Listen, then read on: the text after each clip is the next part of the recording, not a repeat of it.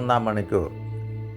നിയമാവർത്തന പുസ്തകം 14 അധ്യായം 22 മുതലുള്ള വാക്യങ്ങൾ. വർഷം തോറും നിന്റെ വയലിലെ സകല ഫലങ്ങളും അവയുടെ ദശാംശം മാറ്റിവെക്കണം. നിന്റെ ദൈവമായ കർത്താവ് തൻ്റെ നാമം സ്ഥാപിക്കുന്നതിന് തിരഞ്ഞെടുത്തിരിക്കുന്ന സ്ഥലത്ത് അവിടുത്തെ മുൻപിൽ വെച്ച് നിന്റെ ധാന്യങ്ങളുടെയും വീഞ്ഞിൻ്റെയും എണ്ണയുടെയും ദശാംശവും ആടുമാടുകളുടെ കടിഞ്ഞൂലും നീ ഭക്ഷിക്കണം. നീ അവിടത്തെ സദാ ഭയപ്പെടാൻ പഠിപ്പിക്കുന്നതിന് വേണ്ടിയാണിത്. ദൈവമായ കർത്താവ് തൻ്റെ നാമം സ്ഥാപിക്കാൻ തിരഞ്ഞെടുത്ത സ്ഥലം നിനക്ക് ദശാംശം കൊണ്ടുപോകാൻ സാധിക്കാത്തത്ര ദൂരത്താണെങ്കിൽ നീ സമൃദ്ധമായി അനുഗ്രഹിക്കപ്പെടുമ്പോൾ ആ ഫലങ്ങൾ വിറ്റ് പണമാക്കി അവിടുത്തെ തിരഞ്ഞെടുത്ത സ്ഥലത്ത് പോകണം. അവിടെ വെച്ച് ആ പണം കൊണ്ട് നിനക്കിഷ്ടമുള്ള കാളയോ ആടുകളെയോ വീഞ്ഞോ ശക്തിയുള്ള ലഹരി പാനീയങ്ങളോ മറ്റെന്തെങ്കിലുമോ വാങ്ങാം. നിന്റെ ദൈവമായ കർത്താവിൻ്റെ മുമ്പിൽ വെച്ച് ഭക്ഷിക്കുകയും നീയും നിൻ്റെ കുടുംബാംഗങ്ങളും ആഹ്ലാദിക്കുവിൻ. നിന്റെ പട്ടണത്തിൽ താമസിക്കുന്ന ലേവ്യരെ അവഗണിക്കരുത്. എന്നാൽ നിനക്കുള്ളതുപോലെ ഓഹരിയോ അവകാശമോ അവർക്കില്ല. ഓരോ 3-ാം വർഷത്തിൻ്റെയും അവസാനം ആ കൊല്ലം നിനക്ക് ലഭിച്ച ഫലങ്ങളുടെ എല്ലാം ദശാംശം കൊണ്ടുവന്ന് നിന്റെ പട്ടണത്തിൽ സൂക്ഷിക്കണം. നിന്റെ പട്ടണത്തിൽ താമസിക്കുന്ന നിനക്കുള്ളതുപോലെ ഓഹരിയും അവകാശവും ഇല്ലാത്ത ലേവ്യരും പരദേശികളും അനാഥരും വിധവകളും വന്ന് അവ ഭക്ഷിക്കുകയും തൃപ്തി അടയുകയും ചെയ്യട്ടെ. അപ്പോൾ നിന്റെ ദൈവമായ കർത്താവ് എല്ലാ പ്രവൃത്തികളിലും നിന്നെ അനുഗ്രഹിക്കും. ഈശോയിൽ സ്നേഹമുള്ള സഹോദരങ്ങളെ, ഇന്ന് ദശാംശത്തെക്കുറിച്ചാണ് ഈശോ നമ്മോട് സംസാരിക്കുന്നത്. നമ്മുടെയൊക്കെ ജീവിതത്തിൽ ഇത് യഹൂദരോട് പറയുന്നത് നമുക്കറിയാം. എങ്കിൽ പോലും പുതിയ ഇസ്രായേലായ നമുക്ക് ഇത് ബാധകമാണല്ലോ.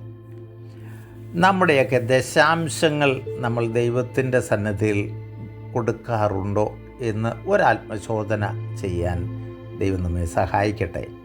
ദശാംശം എന്ന് പറഞ്ഞാൽ നമുക്കറിയാം, നമുക്ക് 10-1 ദശാംശം എന്ന് പറയുക. നമുക്കുള്ള അതിൻ്റെ എല്ലാം ദശാംശം ഇന്ന് നമ്മുടെ കയ്യിൽ ഉള്ളതിൻ്റെ എല്ലാം ദശാംശം നമ്മൾ കൊടുത്തിട്ടുണ്ടോ? ഇനി നമ്മളുടെ വരുമാനത്തിൻ്റെ 10-1 ദൈവശുശ്രൂഷയ്ക്കായിട്ട് ഉള്ളതാണെന്ന് ദൈവം വളരെ കൃത്യമായിട്ട് പറഞ്ഞു വെക്കുന്നുണ്ട്. അത് നിൻ്റെ ദേവാലയത്തിലെ ആവശ്യത്തിനും നിൻ്റെ ചുറ്റും താമസിക്കുന്ന പാവപ്പെട്ടവന് വേണ്ടിയും ഉള്ളതാണ്. അത് വളരെ ശ്രദ്ധയോടുകൂടി നമ്മൾ കൈകാര്യം ചെയ്യുകയാണെങ്കിൽ സമൃദ്ധി നമ്മുടെ കുടുംബത്തിൽ ഉണ്ടാകും എന്നത് വളരെ അച്ചട്ടായിട്ടുള്ള കാര്യമാണ്. ഞാൻ ഈ അവസരത്തിൽ ഓർക്കുന്നത്, ഞാൻ പുറത്ത് ജോലി ചെയ്തിരുന്ന അവസരത്തിൽ എൻ്റെ കണ്ണ് തുറപ്പിച്ച ചില കാഴ്ചകളാണ്. വെള്ളക്കാരുടെ കൂടെ ആയിരുന്ന അവസരത്തിൽ അവർക്ക് $1000 കിട്ടിയാൽ $100 ശമ്പളം കിട്ടുന്ന അന്ന് തന്നെ അവരെടുത്ത് മാറ്റി വെക്കും. എന്നിട്ട് അവർ ദിസ് ഈസ് എ ഗോഡ്സ് മണി എന്ന് പറഞ്ഞ് മാറ്റിവെക്കുന്നത് ഞാൻ കണ്ടിട്ടുണ്ട്. അന്ന് നമുക്ക് എത്ര കിട്ടിയാലും പോരാ, തികയത്തില്ലല്ലോ. അപ്പോൾ അതുകൊണ്ട് നമ്മൾ കിട്ടുന്നത് മുഴുവൻ നമ്മുടെ ആവശ്യങ്ങൾക്ക് എടുക്കും. നമുക്കെല്ലാ മാസവും ഇതുപോലെ ദാരിദ്ര്യത്തിൻ്റെ അവസ്ഥയാണ് നമ്മൾ കടന്നു പോവുക. അതേസമയം ദൈവത്തിന് കൊടുക്കാൻ നമ്മൾ തുനിഞ്ഞു കഴിഞ്ഞാൽ അത് നമ്മുടെ എല്ലാത്തിലും അപ്പുറമായിട്ടുള്ള ഐശ്വര്യം നമ്മുടെ കുടുംബത്തിൽ കടന്നു വരുന്നത് ഞാൻ കണ്ടിട്ടുണ്ട്. എൻ്റെ അനുഭവം കൂടിയാണ്.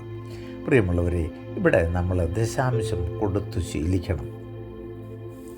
10-1 ദൈവത്തിന് വേണ്ടി കാഴ്ചവെക്കുന്ന ഒരു മനോഭാവം നമ്മളുണ്ടാവണം.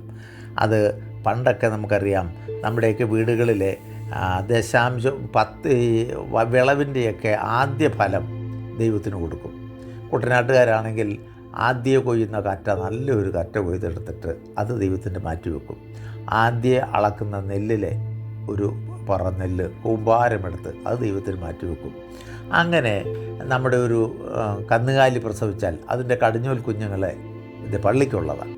ഇങ്ങനെ എല്ലാത്തിൻ്റെയും കടിഞ്ഞൂലുകളും തരുന്ന പണത്തിൻ്റെ ദശാംശവും ഒക്കെ ദൈവത്തിന് കൊടുത്തിരുന്ന ഒരു കാലഘട്ടം നമ്മുടെ നാടും സമൃദ്ധിയിലായിരുന്നു, നമ്മളും സമൃദ്ധിയിലായിരുന്നു.